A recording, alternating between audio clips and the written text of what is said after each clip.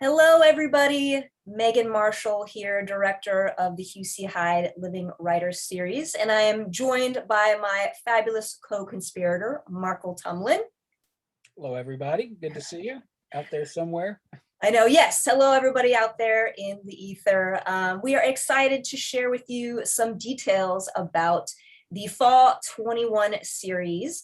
And the first thing that I want to share that I think, of course, is important to note is that despite the fact that many classes at SDSU will be back in person this fall, the series is going to remain virtual, of course, for many reasons.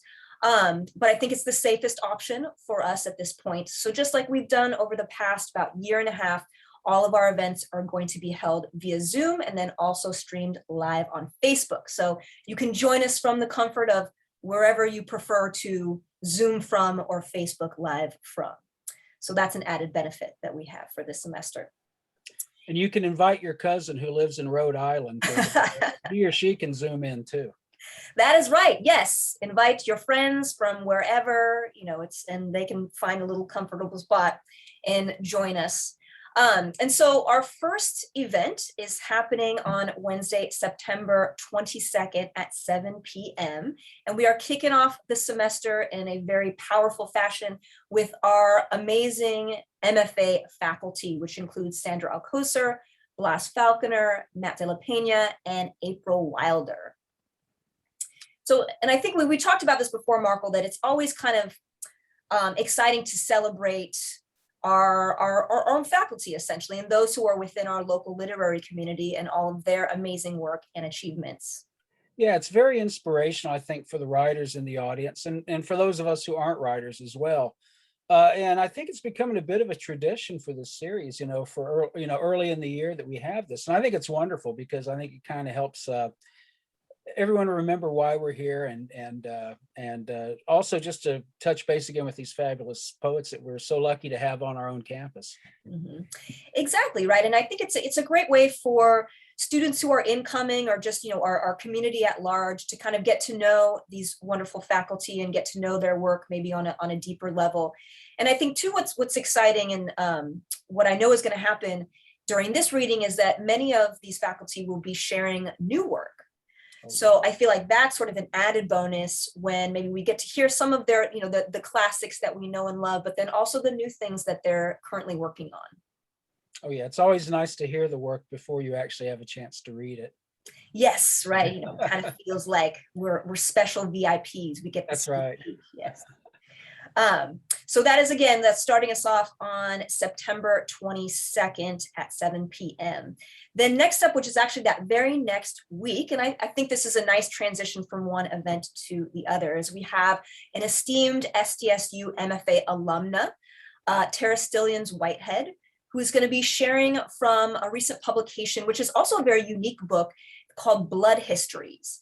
So it's, I think, Markel, you would appreciate this. It's sort of laid out like an album or like a CD jacket. So the stories are kind of listed as tracks, and it sort of has this narrative like you would find in like a concept album from the 90s. So it's really interesting. It's a unique presentation and it's a unique text. So I think this is going to be a really exciting reading as well. Yeah, I'm glad you mentioned the unique quality of the text because I was wondering about that because I was looking at the website and it was described as fiction poetry hybrid chapbook. Yes. Like a little something for everybody there. Really interesting. Mm-hmm. So that really intrigued me. And also I was intrigued by this writer's past life in Hollywood. Apparently she had a very successful career in Hollywood. And, then went on and gave up that career and pursued this other writing career, a different kind of writing, I suppose. But at any rate, just sounds like a really fascinating person. So I'm really looking forward to getting to meet her virtually and to listen to her. Yeah, absolutely. And so I think her reading will be engaging, but as you mentioned, I think the Q&A will be equally as engaging, just kind of given her very diverse background, the fact that she's this multi-genre writer, filmmaker.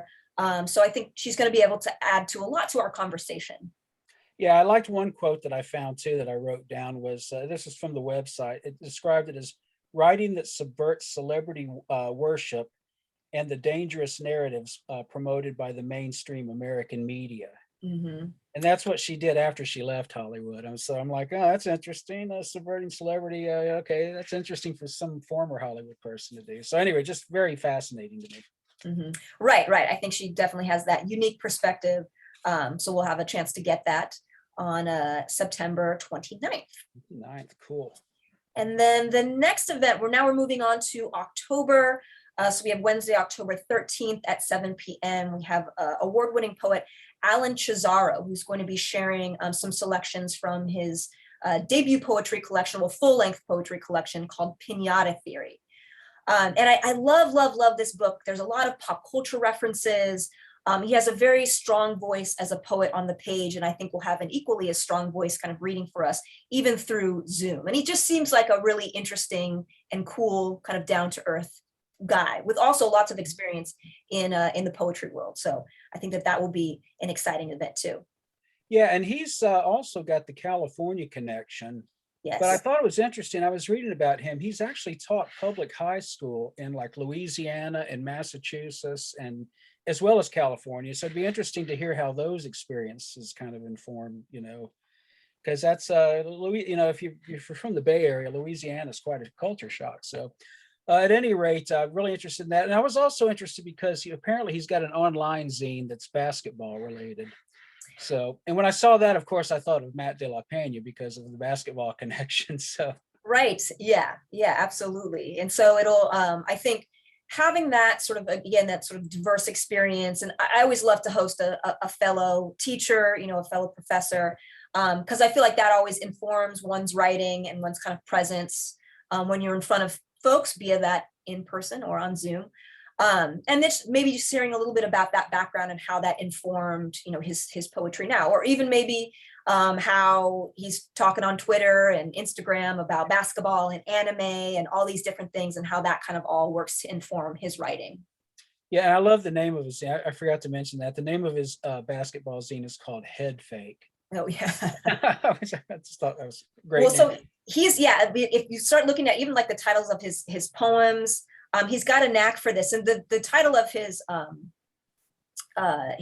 first book, This Is Not a Frank Ocean cover album. Oh, I mean, yeah. just, where do you even sort of get that? It just draws me in right away. So I know he's going to be another a dynamic part of this semester's series. Oh yeah.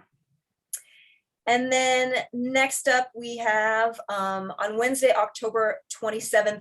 And Mark, you were going to remind me, but I'm going to remember now. Yeah. Right. So this is a unique start time for us. Generally, all of our events begin at 7 p.m., but this one is going to begin at 6 p.m. So just an hour earlier than we would normally start, with author and essayist Sayantani Dasgupta.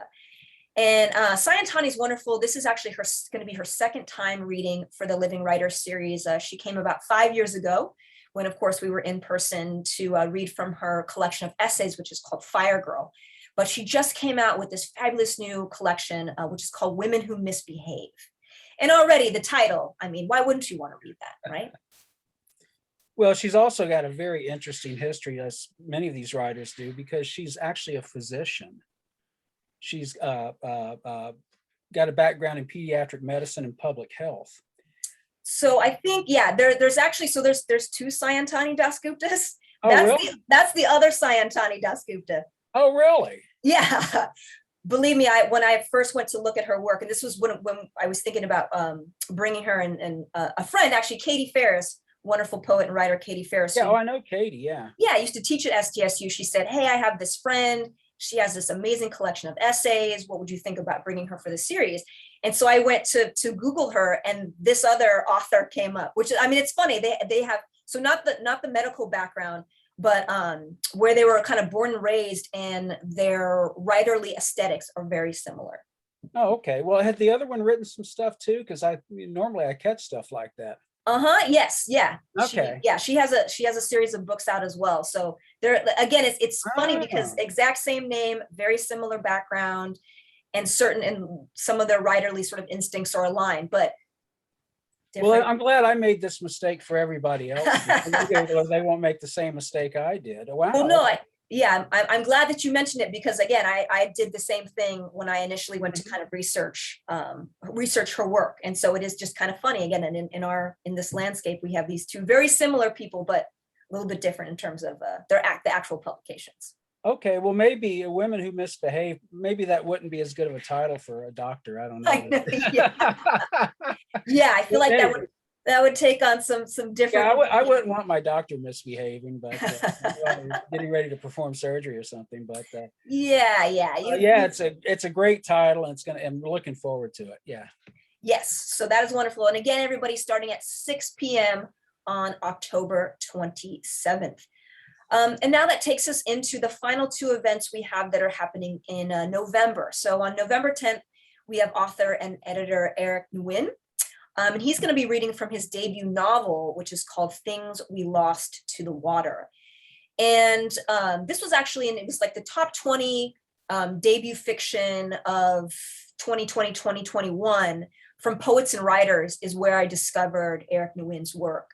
And it's really, I mean, it's a smashing debut. He's a younger author. He also has that experience as an editor. So I thought that he would make some great contributions to this series this semester. Yeah, and I wanted to just add that his book was on President Obama's summer 2021 reading list. I did not even, that's a great. Yeah, I found that on his website and a couple other places. And I know a lot of people just base their own reading list off what Obama recommends, because Obama's always got some really great stuff on his list. Oh, yes. And I'm like, oh, well, of course, the first thing I thought when I saw that was, well, I bet that sold a few copies.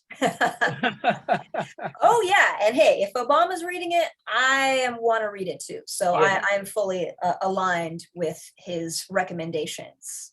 But it sounds like a really interesting book. The Things We Lost to the Water, I guess, is the one he's going to be reading from. Yes. And, of course, that ties in with Katrina and the New Orleans thing. And then he's got the Vietnamese background that plays into the whole story. So it just sounds like a really interesting and topical, kind of thing. So I'm really looking forward to him. Yeah, it's very timely. And I mean, the characters are very dynamic. The narrative, is rich. So I think he'll also be just kind of interesting, being not necessarily new to the literary scene, but getting the chance to read from his debut novel and maybe hearing a little bit about what it's like to release a book during a pandemic. Mm-hmm. Oh, yeah. Well, best of luck to him. I don't, yes. Right. Like I said, the Obama thing will help himself some copies online. So, yeah. There you go. I mean, hey, if we're going to get locked down again, what better to do than pick up some new books and keep That's on right. I know I certainly did during the last lockdown. So. Oh, yes. You and me both. Okay, well, then that takes us to our final event of the semester. So we're beginning on a powerful note, and we are ending on an equally powerful note with the Laurie Akuma Memorial reading with award-winning poet Nicole Seeley, she's absolutely extraordinary. If you haven't checked out her latest book, which came out a couple years ago, which is called Ordinary Beast, was a finalist for the Penn Open Book Award and several other things. She's a highly decorated poet. So I think that, it's given us the opportunity. Maybe we wouldn't be able to have her in person because she's got a lot of stuff going on. She's not located in California, but she's going to be able to join us virtually. So we're very lucky to be ending the semester with the reading from Nicole Seeley. Yeah, I was looking at a little interview that she did with the Paris Review. And one line that really, kind of jumped out at me was this line she had where she goes, "Every poem is a love poem to something." And I thought, wow, that's an interesting way of putting it. But yeah, I guess that's true. I mean, even if it's an angry poem, maybe it's a love poem to anger. I don't know. But at any rate, I just thought it was an interesting take. It was an interesting interview, but that line really kind of stuck out amongst all the other ones. Well, you can tell too, I mean, by her work and kind of what she's done with certain fellowships, is she's very connected or has a desire to connect with readers and connect with her community. And so there's actually this thing happening this month, and it happens every August, that she started in 2017. So at that point, she was teaching a lot. She had all these responsibilities, and she felt like she didn't really have the chance to kind of sit down and just read and enjoy poetry like she wanted to do. So she created what is now hashtag the Seeley Challenge for the month of August to read a book of poetry a day. Oh, wow. It's a significant challenge, but I mean, I know we're midway into August now, but any of you out there, if you want to join in the Seeley Challenge, just pick up some great collections, get them from your local library, and join in it. It's never too late. A book of poetry a day, the Seeley Challenge. So I thought that was really a great way to engage with your community, right? A great way to encourage literary citizenship. Yeah, and since we're halfway through August, if you feel really ambitious, you can double up and read 2 books of poems. There you go. Yes, Markel, that is exactly what we should be doing. Yes. Make up for lost time, 2 collections a day. Yeah, I'll do that in my spare time. Yes, yeah, as I prep all my courses. As you prep all the courses, indeed. Yes. But at any rate, exciting semester. Just wanted to reiterate for everybody that they're all at 7, except for the one event that's at 6. And so a lot of our audience, they're used to being there at 7. So really, it's just the one that they need to make the mental note for. And it's going to be such a special reading. I want to make sure everybody gets there early for that one. Yes, absolutely. Thank you for that reminder. And then, of course, while you're on our YouTube channel, check out recordings of the events we did in previous semesters, and also check out all of the unique responses from students enrolled in the Living Writers class at SDSU to work that they encountered over the past few semesters. These students are so creative, and they found their own ways to kind of interact and respond to all of the authors who have come in previous semesters. So check those out, subscribe, and we look forward to seeing you all over the course of fall 2021. Indeed.